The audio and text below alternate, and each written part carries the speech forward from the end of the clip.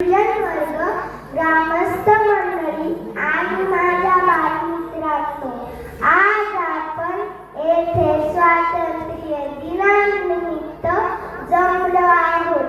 भारत माते पुत्र शहाणे आमच्या तुला लाभले, तुझ्या कुशीतून परी जन्मली काही वेळी मुले.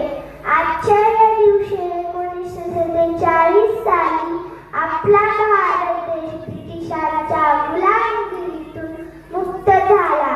आपल्या देशासाठी अनेक स्वातंत्र्य सैनिकांनी आपले प्राण दिले, यांचे आपण ऋणी आहोत.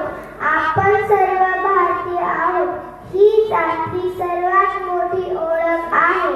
आपल्या देशाची छान आहे तिरंगा ध्वज.